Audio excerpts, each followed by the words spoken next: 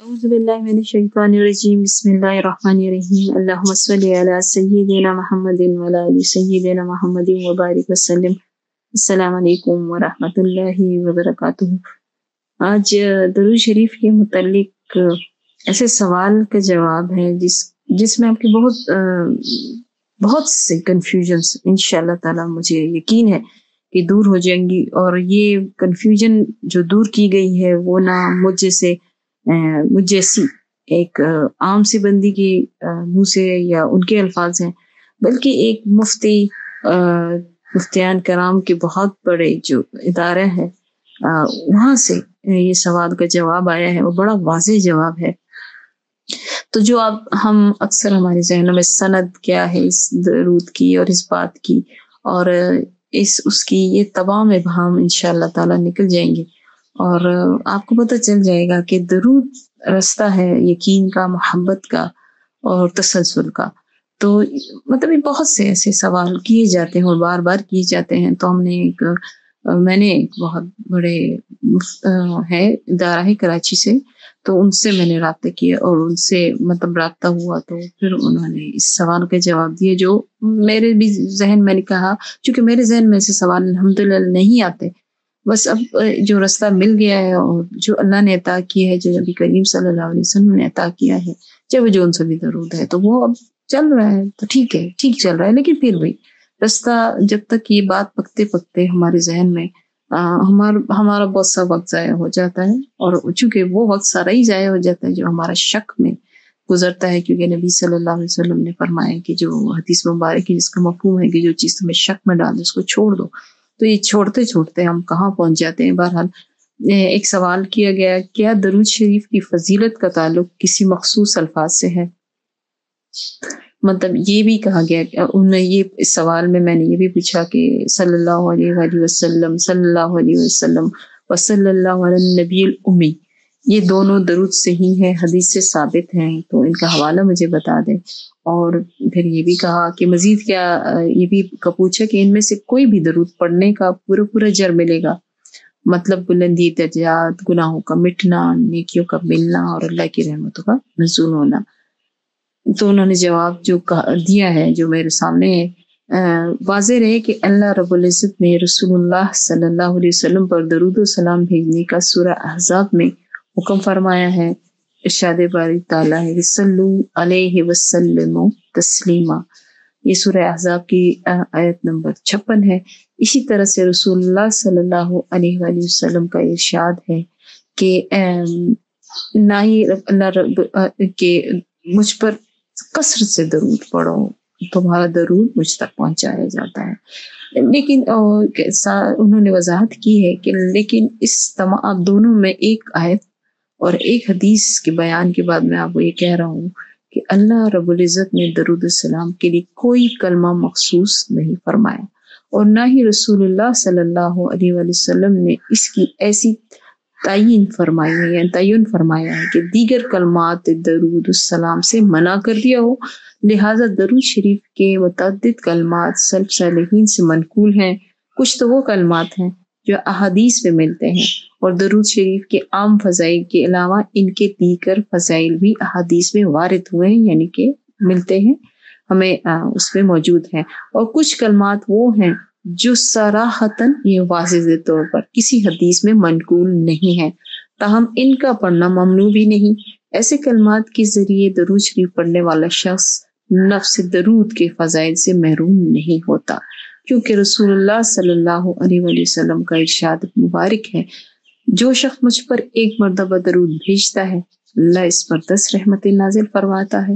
اور اس کے 10 گناہ بخش دیتا ہے، اور جو مجھ پر دوسری حدیث ہے، جو مجھ پر ایک مرتبہ درود بھیجتا ہے تو اس کے نامہ اعمال میں 10 نیکیاں لکھ دی جاتی ہیں۔ تیسری حدیث ہے، جو مجھ پر ایک مرتبہ درود بھیجتا ہے اللہ اس پر 10 رحمتیں برکتیں نازل کرتا ہے۔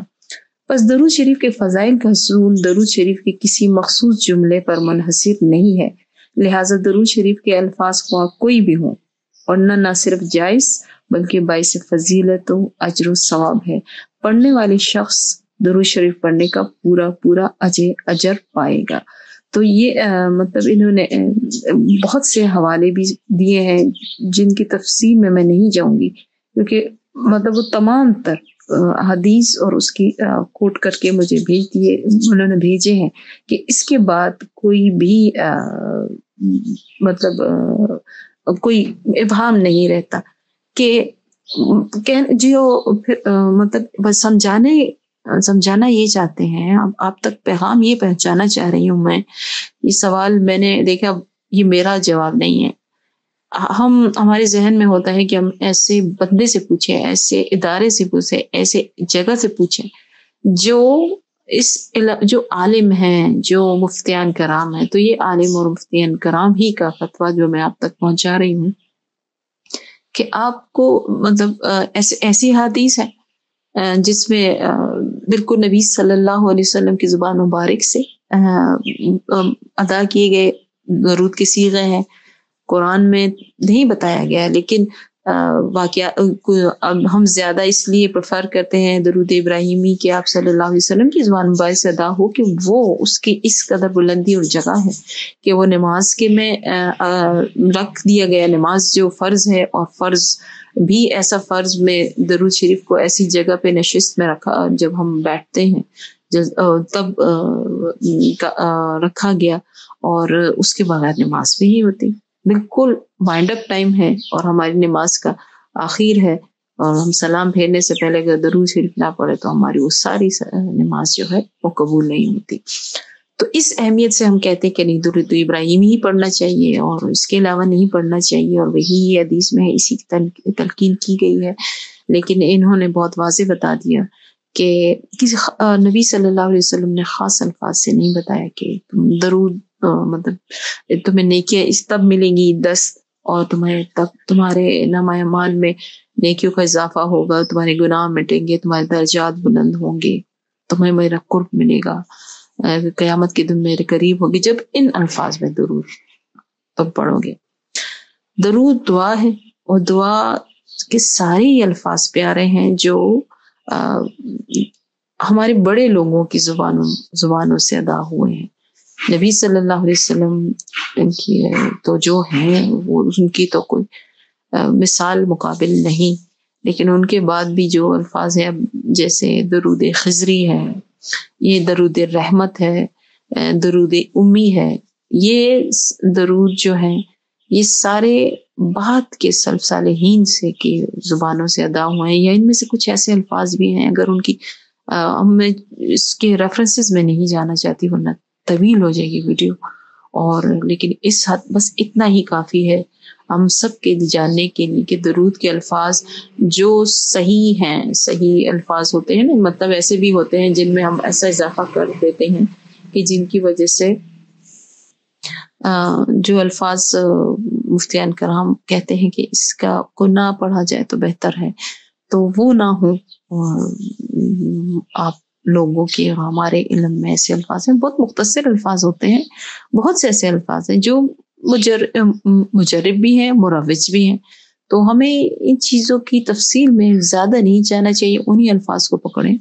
بس یہ جو آپ کی زبان پہ چڑھ جاتے ہیں، لیکن ہمیشہ یاد رکھیے جو آپ کے لیے انتخاب ہوتا ہے نا وہ آپ کی زبان پہ چڑھ رہا ہوتا ہے. پھر اس کے بعد کنفیوژن میں مت جائیں کریں، شک میں نہ پڑا کریں کہ اچھا یہ حدیث سے ثابت ہیں، یہ ادھر سے ثابت ہیں، یہ کس نے کہے، اس کی وہ کیا ہے، حوالہ نمبر کیا ہے، سند نمبر کیا ہے. نہیں، بس واضح ہوگی بات کہ جو الفاظ نبی صلی اللہ علیہ وسلم سے یا تو ادا ہوئے ہیں یا بعد کے آنے والوں میں سے ایسے الفاظ بنائے گئے جو مقبول ہیں، جو اقدس میں مقبول ہوتے ہیں، تو یہ تبھی یہ مشہور ہوتے ہیں. یہ یاد رکھیے. بس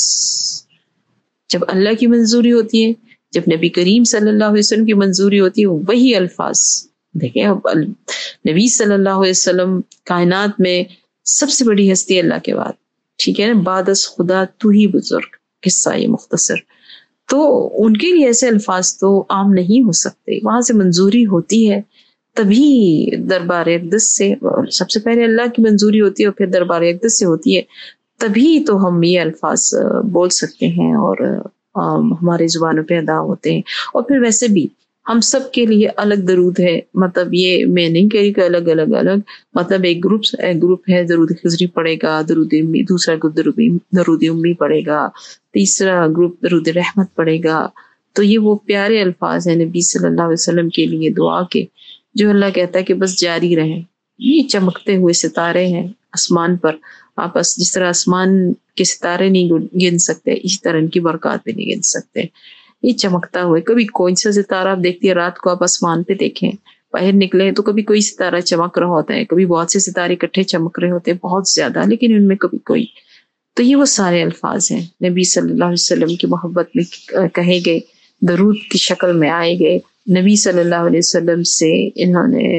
دربار اقدس سے منظوری پائی ہے، تبھی آپ کی اور میری زبان پہ اللہ نے جاری کیے ہیں. تو بنا کہنے کا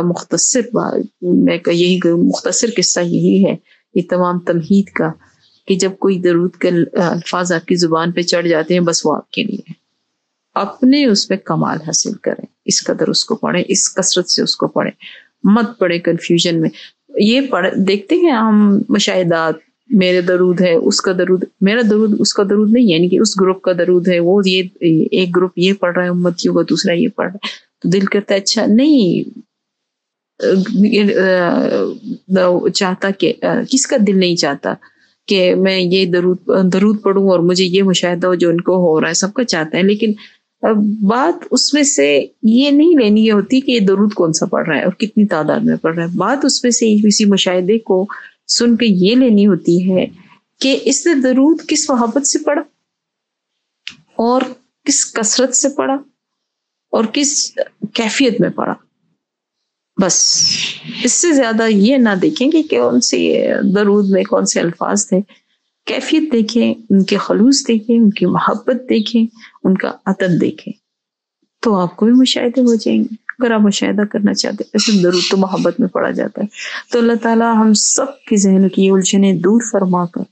اور ہمیں درود کے رستے پر ایسے لگائے کہ کوئی الجھن نہ رہے، کوئی شک نہ رہے. اور یہ رستہ بڑا میٹھا ہے، ٹھنڈا ہے، الجھنوں سے پاک ہے. ایک دفعہ ذہن کو صاف کر لیں اور چن لیں جن الفاظ کو چننا ہے، اپنے جس درود کو چننا ہے جو میں نے جس کی وضاحت دے دی، تو اور پھر چلتے رہیں. یقین کریں بڑے خوبصورت منزلیں اور یہ یقین کی منزلیں ہیں. اللہ تعالیٰ ہم سب کو درود کو ادب محبت اور وہ کیا ہے ان کیفیات میں پڑھنے کی توفیق اور استقامت عطا فرمائیں، جو میرے رب کے نبی صلی اللہ علیہ وسلم کو پسند ہے. آمین ثم آمین. اپنی دعاؤں میں مجھے یاد رکھیں. آپ سب میری دعاؤں میں ہیں، یقین جانے بہت زیادہ دعائیں ہیں آپ کے لیے، لیکن کسی نے مجھے کہا میری دعا کرنے، تو میں نے کہا خدا کی بندی دعا تو کہتے نہیں ہیں، دعا لیتے ہیں. اور اچھا کہتی ہیں دعا کیسے لیتے ہیں؟ میں نے کہا بس خوب درود پڑھو، بغیر شک کے پڑھو، تو میری دل کی دعائیں تمہارے ساتھ ہیں. تو دل ٹھنڈا ہو جاتا ہے نا جب کوئی درود اس طرح پڑھتا ہے. تو اللہ تعالیٰ ہم سب کا دل ٹھنڈا رکھے، میٹھا رکھے. السلام علیکم ورحمۃ اللہ وبرکاتہ.